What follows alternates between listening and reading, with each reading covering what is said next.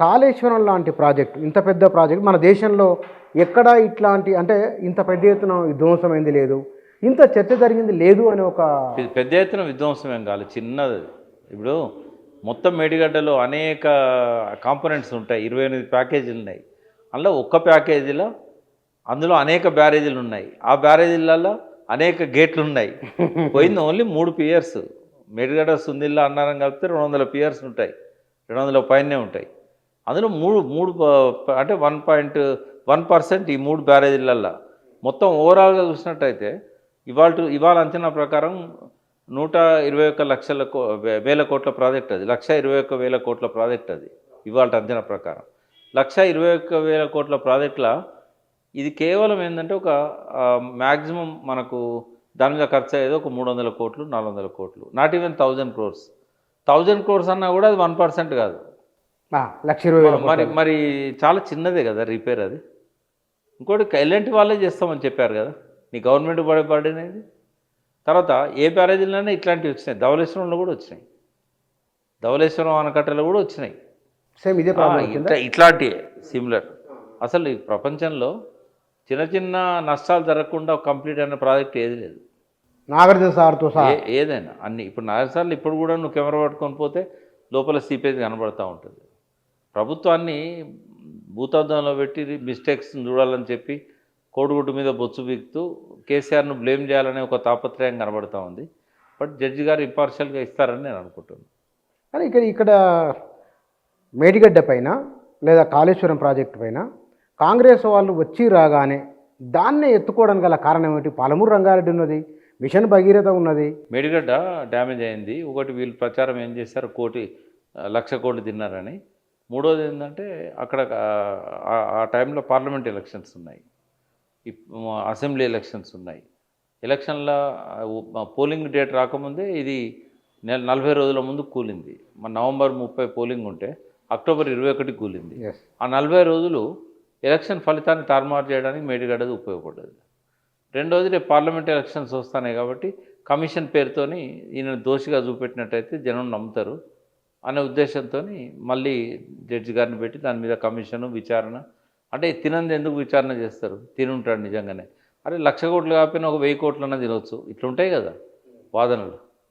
ఇవన్నీ నమ్మించాడు, ప్రజలు నమ్మించాడు. ఆయనకు ఫలితం వచ్చేసింది ఆల్రెడీ. రిపోర్ట్ కోసం రేవంత్ రెడ్డి చూడట్లేదు, రిపోర్ట్ ఏం రాదని తెలుసు ఆయనకు ఫలితం వచ్చింది. పార్లమెంట్లో టీఆర్ఎస్ 0 వచ్చింది. అదే ఆయన ఆశించిన ఫలితం, అదే ఆయన లక్ష్యం అది. కానీ ఈ మధ్య మీరు కొంత భక్తులుగా మారిందని నేను అనను, కానీ కొంత డివోషనల్గా ఉన్నట్టు నాకు అనిపించింది. దేనికి డివోషన్? ఏది లేదు, ఏది లేదు. మీరు నేను ఏ పార్టీ కాదు కూర్చున్నా. ఇప్పుడు గతంలో నాకు టీఆర్ఎస్తో ఉన్న సంబంధాన్ని దృష్టిలో పెట్టుకొని టీఆర్ఎస్ నేత బీఆర్ఎస్ నేత అని రాస్తారు. అవును, బట్ నాకు ఏ రకంగా సంబంధం లేదు బీఆర్ఎస్తో. ఎవరిని వ్యవస్థాపన నుంచి ఉన్నారు కదా ఒకప్పుడు. బట్ మేము పెట్టిన పార్టీ లేదు అది. ఇప్పుడు 3 ఏళ్ల కిందనే మార్చేశారు కదా. ఓకే, టీఆర్ఎస్ వ్యవస్థాపకుని, బీఆర్ఎస్ వ్యవస్థాపకుని కాదు కదా నేను. నాకు బీఆర్ఎస్తో సంబంధం లేదు. బీఆర్ఎస్ పెట్టే నాటికి నేను మెంబర్షిప్ కూడా లేదు నాకు. అంటే ఏమైపోయిందంటే మీరు ఒక బ్రాండ్ లాగా, తెలంగాణకు బ్రాండ్. నేను కేసీఆర్ బ్రాండ్ కాదు, రేవంత్ రెడ్డి బ్రాండ్ కాదు. నేను చైర్మన్ ఉన్నప్పుడే చెప్పాను, I'm not loyal to KCR. ఇప్పుడు కూడా మళ్ళీ చెప్తున్నా, కేసీఆర్ లాయర్ని అయితే ఆయన దగ్గర ఉంటున్నాను నేను. ఆయన పదినపరులలో ఉంటున్నాను, ఆయన చుట్టూ కోటరీలో ఉంటున్నాను. నేను కేసీఆర్కు లాయల్ కాదు, నేను తెలంగాణకు లాయల్. కేసీఆర్ చేసే మంచి పనులను అభినందిస్తా.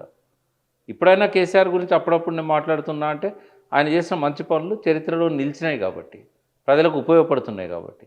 అంత మాత్రాన ఆయనకు భజన చేస్తున్నాడు ఎట్లా అనుకుంటారు? విషయం మీరు లాయర్ అనే విషయం కొన్ని సందర్భాల్లో బాగా ఎస్టాబ్లిష్ అవుతూ ఉంటుంది. ఎందుకంటే మీరు ఒక క్వశ్చన్ వేసినప్పుడు ఆ క్వశ్చన్కు అద్భుతమైన ఉదాహరణలు, ఒక ఆర్గ్యుమెంట్ బిల్డప్ చేయగలరు మీరు. ఇది కూడా అంతేనా? అంటే నేను అనేది ఏంటంటే మనసులో తెలంగాణకు ఎవరు ఏం చేస్తున్నారు, ఎవరు చేసింది ఉపయోగపడుతున్నది. నేను ప్రజలను కూడా క్షమిస్తలేను కదా. ప్రజలు తప్పు చేసిందని చెప్పాల్సి వచ్చినప్పుడు నిర్మోహమాటంగా చెప్తున్నా. ఇప్పుడు పాలమూరుకు నష్టం జరుగుతున్నది, మీకు గుర్తుండాలి. మీ దగ్గర ఇతర ఛానళ్ళ దగ్గర నేను ముందే చెప్పాను ఎలక్షన్ల ముందు, మీరు కనుక కాంగ్రెస్ కోటేసినట్టయితే పాలమూరుకు నీళ్ళు రావు అని చెప్పాను. ఇప్పుడు అనుభవిస్తున్నారు. అంటే నేను ఒక తెలంగాణ కోణమే ఉంటుంది తప్ప, తెలంగాణ ప్రజల కోణమే తప్ప ఇంకో కోణం ఉండదు నాకు. రేవంత్ రెడ్డి చేసే మంచి పనులను అప్రిషియేట్ చేస్తే, ఇవాళ దావోస్ పోయిండు, కనీసం ఒప్పందాలు చేసుకున్నాడు. డెఫినెట్గా ఐఎమ్ అప్రిషియేటింగ్ హిమ్. కేసీఆర్ గారు చేసిన మంచి పనులను అప్రిషియేట్ చేస్తా. ఆయన చేయాల్సినవి చేయలేకపోయిన వాటిని తప్పు పడతాను నేను. నాకు అట్లా ఎవరిని వెనకేసుకొని రావాల్సిన అవసరం లేదు. తెలంగాణ కన్ఫైన్ అండి మీరు. సరిగ్గా ఎన్నికలకు ముందు మేడిగడ్డలో 3 పియర్స్ కుంగడం అనేది యాదృచ్ఛికమా, దైవ నిర్ణయమా? అది యాక్సిడెంట్. అది అంటే ఎనీ యాక్సిడెంట్కు నీకు డెఫినేషన్ ఏముంటుంది డిక్షనరీలో అంటే ఎన్ యాక్ట్ ఆఫ్ గాడ్. కాబట్టి దానికి బాధ్యుడు దేవుడే. ప్రకృతి వైపరీత్యాలు లేదా ఫ్లాష్ ఫ్లడ్స్ గోదావరికి వచ్చినాయి, అంచనాలకు మించి వచ్చినాయి కదా, దాన్ని ఎవరిని తప్పుపడతాం మనం? 28,25,000 క్యూసెక్కులు 500 ఏళ్ళ చరిత్రలో ఎప్పుడు అంతకంటే దాటలే. అటువంటిది 25,40,000 క్యూసెక్కులకు బ్యారేజ్ కట్టారు. ఆ దాటి మనకు ఇంకా 3 టీఎంసీలు దాదాపు బ్యారేజీ అంచుల నుంచి పోయినాయి, రేడియల్ గేట్స్ పైనుంచి. మరి దానికి ఎవరు బాధ్యులు అవుతారు? ఒక శ్రీశైలము అప్పుడు కర్నూలు మునిగిపోతే అది ఇంజనీర్ల తప్పు. ఎందుకంటే వాళ్ళు 4 సార్లు ఖాళీగా ఉండగా శ్రీశైలం నుండి నీళ్లు పెట్టకూడదు. గ్రీడీనెస్, పోతిరెడ్డిపాడు ద్వారా డైవర్ట్ చేసుకుపోదామని తెలంగాణ కడుపు కొట్టడానికి 4 సార్లు ఖాళీగా పెట్టారు. అది ఇంజనీర్లు చేసిన తప్పిదం. ఇంజనీర్లు వెనకాల ఆనాటి రాజశేఖర రెడ్డి వాళ్ళ గవర్నమెంట్ ఉంది. అప్పటికి రాజశేఖర రెడ్డి దానిపై 1 మంత్ అయింది. బట్ వాళ్ళు ఇచ్చిన డైరెక్షన్స్ పోతిరెడ్డిపాడు ద్వారా నీళ్ళు తీసుకుపోవడానికి వీలుగా శ్రీశైలం నింపి పెట్టాలని చెప్పారు. కానీ అర్ధరాత్రి వచ్చిన ఫ్లడ్కు శ్రీశైలం తట్టుకోలేకపోయింది, కర్నూలు మునిగింది. బట్ ఇక్కడ అట్లా కాదు. ఇక్కడ ఇంజనీర్ల లోపం కంటే కూడా ప్రకృతి వైపరీత్యమే మనకు ప్రధానం కనబడుతుంది. కానీ ఇక్కడ మీరు చాలా విషయాలను ఏ ప్రశ్న అడిగినా, ఏ సబ్జెక్ట్ అడిగినా మీరు అలవోకగా చెప్తున్నారు. మన దేశంలో చేసిన కమిషన్లు ఏ కమిషన్ రిపోర్ట్ అయినా ఆధారంగా చేసుకొని ఎవరికైనా పనిష్మెంట్ అయిందా? ఇప్పుడు కమిషన్ రిపోర్ట్స్ ఎట్లుంటాయంటే వాళ్ళు రిపోర్ట్ ఇస్తారు, ప్రభుత్వం దాంతో ఏకీభవించాలని లేదు. ప్రభుత్వం పొలిటికల్ డిసిషన్ తీసుకుంటుంది. ఇప్పుడు ఇక్కడ మీరు ఏ కమిషన్ వేసినా కూడా బలయ్యేది అధికారులే. ఎందుకంటే ముఖ్యమంత్రులు విధాన నిర్ణయం తీసుకుంటారే తప్ప విధాన నిర్ణయం తీసుకుంటారు వాళ్ళు అంతే. ఇంకా ఇది చేయండి అది చేయండి అని చెప్పరు. మాకు మాకు ప్రాజెక్ట్ కట్టండి, మాకు నీళ్ళు కావాలంటారు. ఆ ప్రాజెక్టు డ్యామేజ్గా అయినందుకు నిర్వహణ లోపం కనుక ఉంటే ఇంజనీర్లు బలవుతారు తప్ప పాలకులలో ఉన్న వాళ్ళు బలిగారు.